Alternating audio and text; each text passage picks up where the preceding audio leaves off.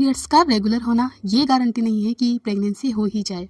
इसके पीछे कुछ हिडन रीज़न होते हैं जो मैं आज आपको बताने वाली हूँ। हेलो दोस्तों, मैं हूँ आयशा। आपके अपने channel She Health by Ayesha में आप सभी का वेलकम है। आज हम एक बहुत कॉमन लेकिन सेंसिटिव टॉपिक पर बात करने वाले हैं। बहुत सी लेडीज़ मुझे कमेंट में मैसेज करती हैं, आयशा जी मेरे पीरियड्स बिल्कुल टाइम पर आते हैं, फिर भी प्रेगनेंसी क्यों नहीं हो रही। अगर आप भी इस कन्फ्यूज़न में हैं तो प्लीज़ टेंशन मत लीजिए। आज इस वीडियो में हम बिल्कुल शांति से स्टेप बाय स्टेप ये समझने की कोशिश करेंगे कि रीज़न क्या हो सकता है।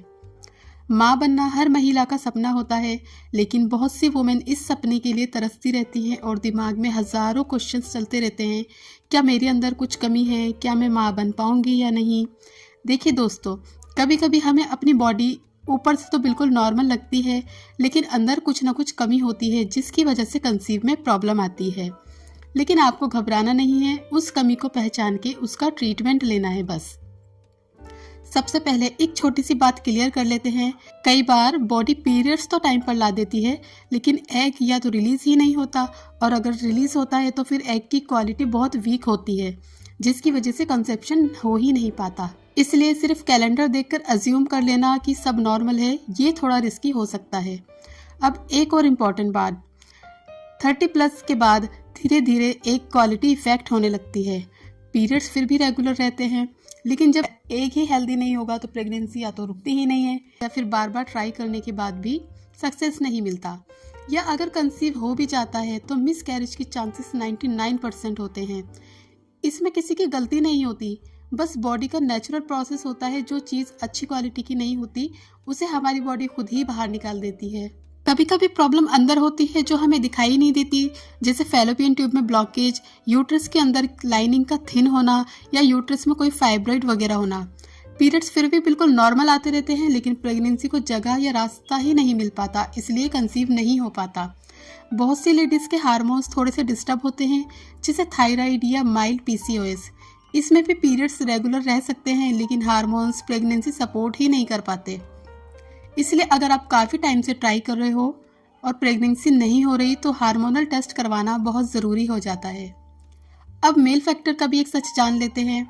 यहाँ मैं एक बात बहुत प्यार से बोलना चाहती हूँ, प्रेगनेंसी सिर्फ लेडीज़ की रिस्पॉन्सिबिलिटीज़ नहीं होती। कई बार सब कुछ वुमेन में सारे टेस्ट बिल्कुल नॉर्मल होते हैं, लेकिन हस्बैंड के स्पर्म काउंट, मोर्टेलिटी या क्वालिटी में इश्यू होता है। इसलिए ब्लेम गेम नहीं, दोनों पार्टनर्स का चेकअप जरूरी होता है। ज़्यादा स्ट्रेस, कम नींद, जंक फूड या फिर गलत टाइम पर रिलेशन, ये सब चीज़ें भी प्रेगनेंसी को डिले कर सकती हैं। आप हर टाइम सोचती रहती हो, मेरी फ्रेंड की शादी तो मुझसे बाद में हुई थी, उसे तो बेबी हो गया, मेरे कब होगा। उस पर फैमिली का और रिश्तेदारों का प्रेशर, बेटा कब करोगे बेबी, अब तो इतना टाइम हो गया, अब तो हो जाना चाहिए। देखिए, ये सब बातें सोचने से कुछ फ़ायदा नहीं होगा, उल्टा ये आपके माइंड को डिस्टर्ब करती हैं, स्ट्रेस देती हैं। और मैं आपको एक बात बताती चलूँ कि स्ट्रेस प्रेगनेंसी का सबसे बड़ा दुश्मन होता है। कभी कभी हम बहुत ज़्यादा प्रेशर ले लेते हैं और वही प्रेशर बॉडी को और ज़्यादा कंफ्यूज कर देता है। थोड़ा रिलैक्स होना, बॉडी को टाइम देना, ये भी ट्रीटमेंट का हिस्सा होता है। इसलिए कूल रहिए और खुश रहने की कोशिश करिए। दोस्तों, अगर आपके पीरियड्स रेगुलर हैं और फिर भी प्रेगनेंसी नहीं हो रही तो इसका मतलब ये बिल्कुल भी नहीं है कि आप कभी माँ नहीं बन सकती। बस सही रीज़न समझना और सही डायरेक्शन में ट्रीटमेंट लेना ज़रूरी है। अगर आपको 6 से 12 महीने हो गए हैं ट्राई करते हुए, फिर भी प्रेगनेंसी नहीं हो रही है, तो एक बार डॉक्टर के पास जाके अपने सारे टेस्ट करवाइए, ये बहुत ज़रूरी है। अगर आपको ये वीडियो हेल्पफुल लगा हो तो प्लीज़ इसे लाइक कीजिए और शी हेल्थ बाय आयशा को सब्सक्राइब कीजिए, क्योंकि यहाँ हम बात करते हैं बिना डर, बिना जजमेंट, सिर्फ सच और सपोर्ट के साथ।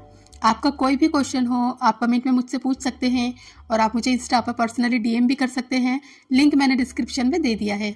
अभी के लिए अलविदा चाहती हूँ, नेक्स्ट वीडियो में मुलाकात होगी, तब तक अपना ख्याल रखिए। Good bye.